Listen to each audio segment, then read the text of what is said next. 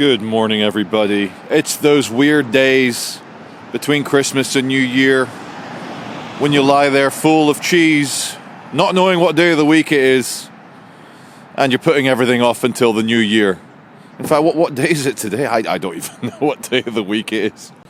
My friends here in His Majesty's government building, they were all watching me do that last section at the window, and then I came to film them and they've all walked away.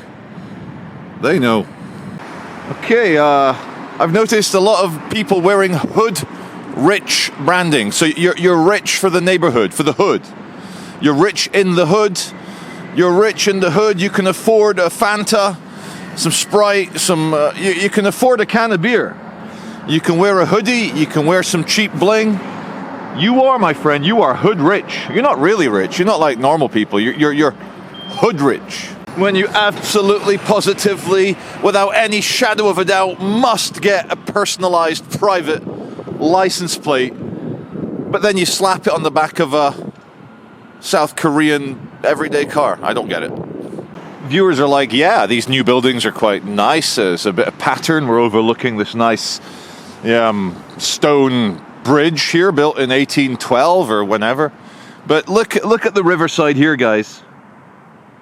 Look at it. Someone's toaster and fan and heater. You can stay at the Lowry Hotel where José Mourinho lived. He lived in that 5-star hotel. And then you look across the water, you're like, oh, nice. Okay. Private prisoner transport on its way to the court. Driver looking at me like I've sacrificed his firstborn. Usually there's a piano in this spot, but today it's Schrodinger's corpse. Okay, welcome back to Market Street. We're at the bottom here, a bit quieter. If I turn the camera around, you can see the big telescreen telling me to consume and buy more and to feel ugly and need more product. So I just had a look online. I've seen a lot of memes about CEOs, chief executive officers of big corporations that have an Indian background. Now, we'll start with our British Prime Minister. He's not a chief executive officer, but he kind of is, of Britain PLC. The CEO of YouTube, Indian. The CEO of Google, Indian. CEO of Microsoft, Indian. President of the World Bank, can you guess it? Yep, Indian. And then I read a bit... Hello, mate, you okay? I read a bit of history about how India and Pakistan separated in 1940-something. They had a big war. Turns out the Hindus and the Muslims did not want to live together. But then I got thinking, why is there so many Indian CEOs? They dominate. Clever Indians across the board. Turns out multinational, international corporations love an Indian. But why are there not similar amounts of Pakistani-originated CEOs?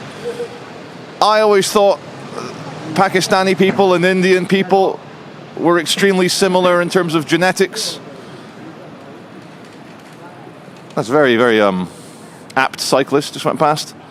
So if they're very similar in terms of genetics, what is the difference between a Pakistani businessman and an Indian businessman? Why does the Indian businessman dominate across the globe? I'll leave it to the comments section. What is different about Pakistan than India? Oh yeah. That thing, yeah, I understand.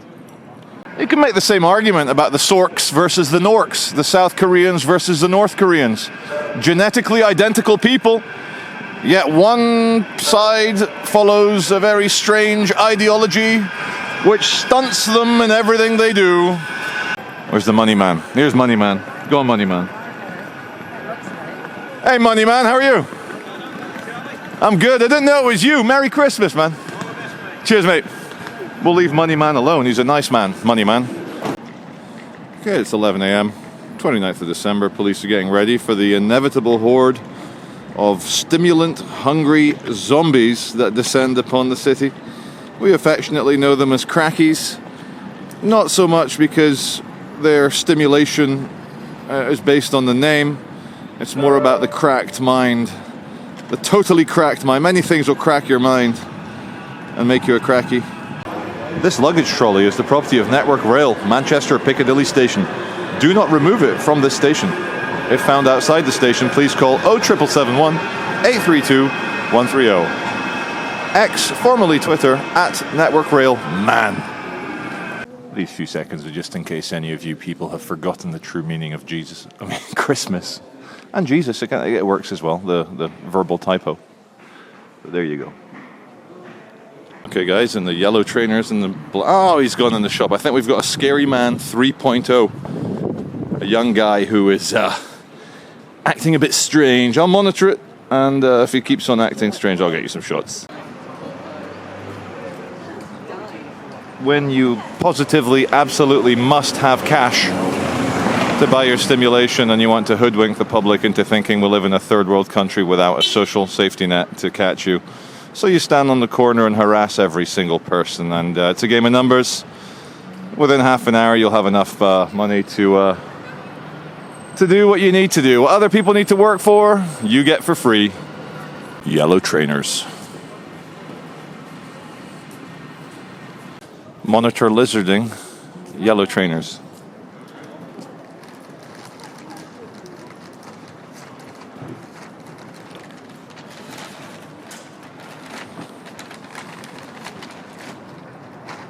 Okay, we've let yellow trainers go. He did not pass the threshold into antisocial behavior. It was strange behavior, but we're a nation of eccentrics. The view at Market Street at exactly 11:45 a.m.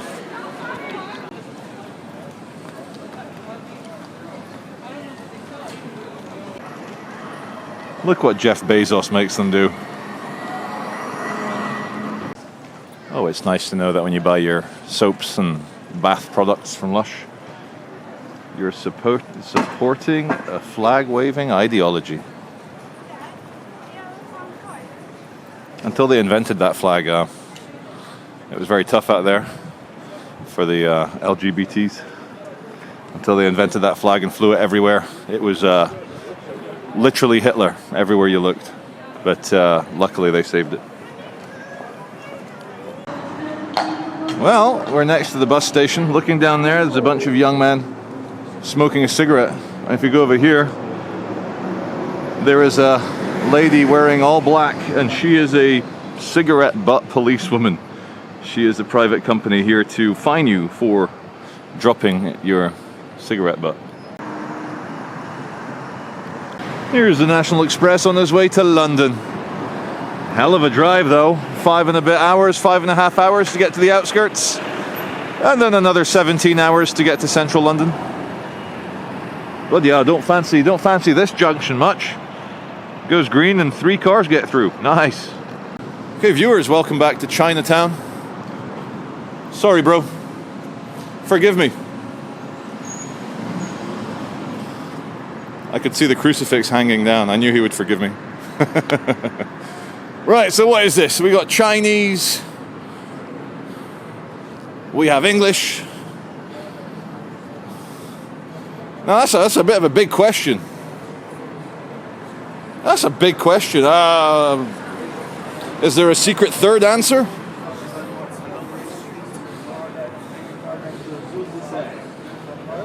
Wait a minute, they're not Chinese. Wait, maybe one of them is. They're having a little pray.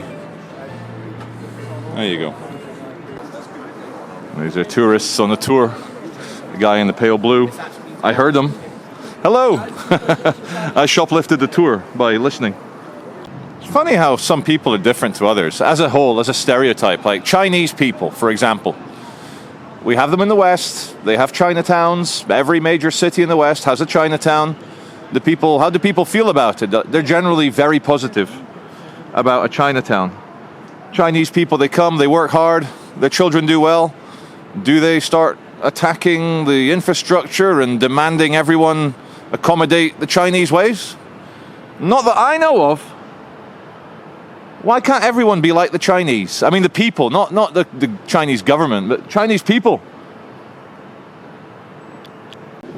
So Metrolink High-Vis are going to try and stop people traveling on the free tram network. They're going to try and make it not free. Can you imagine making people be honest and pay for their travel?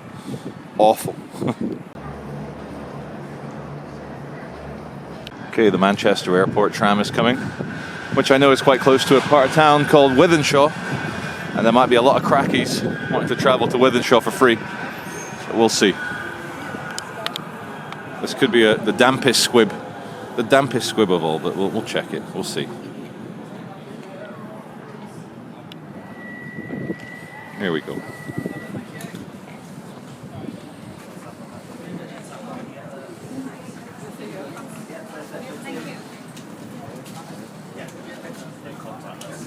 They all look pretty honest.